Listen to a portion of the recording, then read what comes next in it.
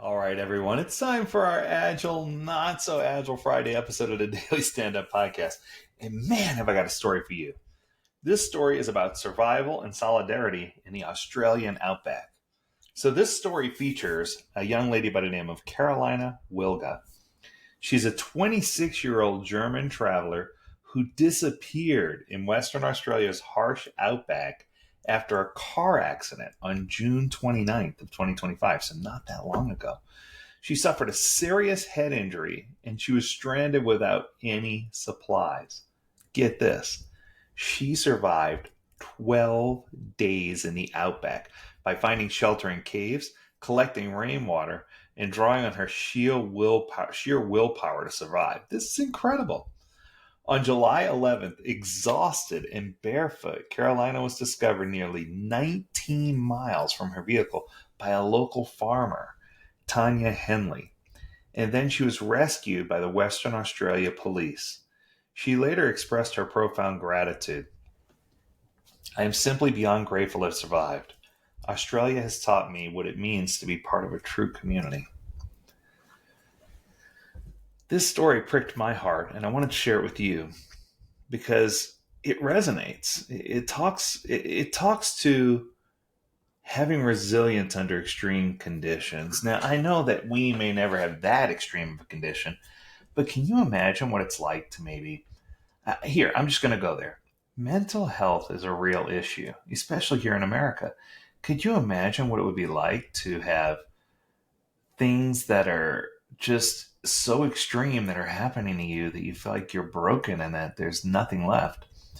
And I know so many people who go through trials and trauma and things in their lives where they rely on their own resilience to help pull them through.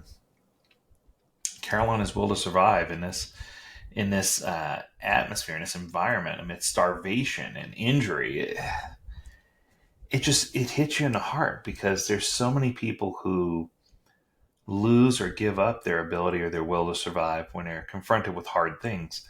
This just screams to me about how awesome she is and how awesome humans are and how we can be resilient in the face of adversity and how we can come through when things aren't going our way.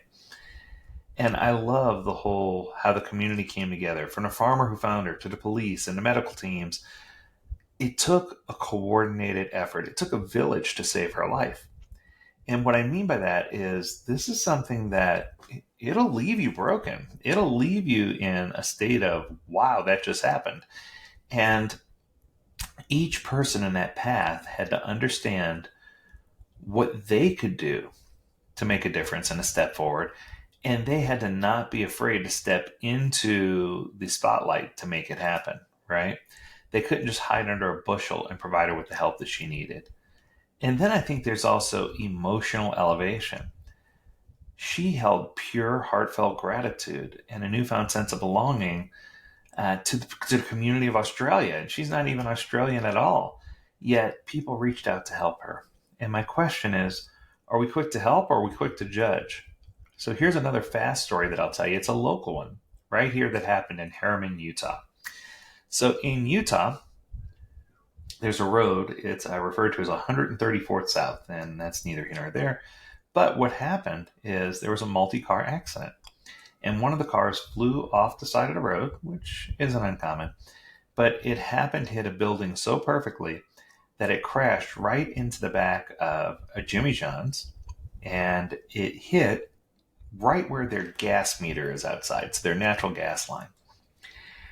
Instantly, you could tell that there were sparks, caused a gas fire, and you could see that the car was burning. Now, the lady who was driving the car apparently was unconscious. There were innocent bystanders who went over and pulled this lady out of the car, through the flames, pulled the lady out of the car, and literally, 90 seconds later, the building exploded. This is crazy town, right? Could you imagine being one of the rescuers, just getting out of reach of the flames, feeling like you're in a safe location and having the whole roof of the building rain down on you after it explodes? I mean, it would have been a sight to see, but at the same time, it renews my spirit and renews my hope that that people can be human and can do humanized things, and that compassion still lives on, and that people care about each other. They didn't judge who she was, how she got there, how did a car go off the road, what happened. They didn't try to ask her questions or wake her up. They simply went in and did what was right. So my question for you is, how often do you do what's right? And how often do you extend yourself to others to help them get out of a hard time? I think the other side of this is, if you were ever stranded in that situation, would you have the resilience, both physical and emotional, to work your way through those things so that you could get above the problem? When I said in the beginning of the podcast episode that mental health is real, I have many friends who struggle with mental health issues. And it's not so much, what did I say, birds of a feather flock together?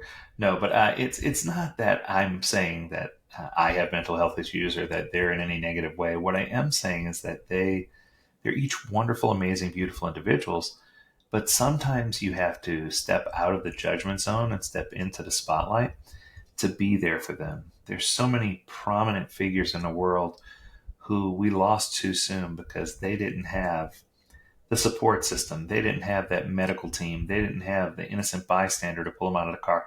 They didn't have those things. And as a result, it wound up ending very differently for them.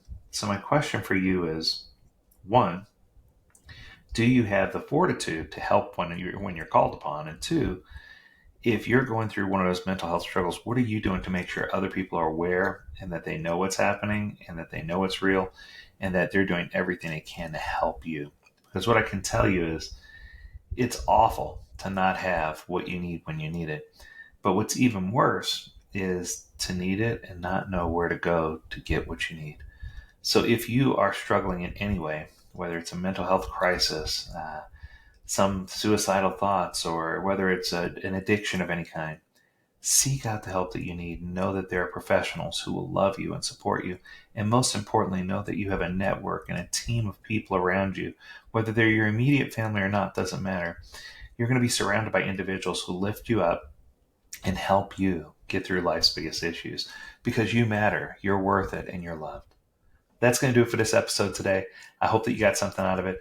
If you have a topic you want us to discuss, reach out to us and we'll see if we can get it in next week. As always, we encourage you to stay healthy, stay well, and stay agile, my friends. Until next time, do take care. Bye now.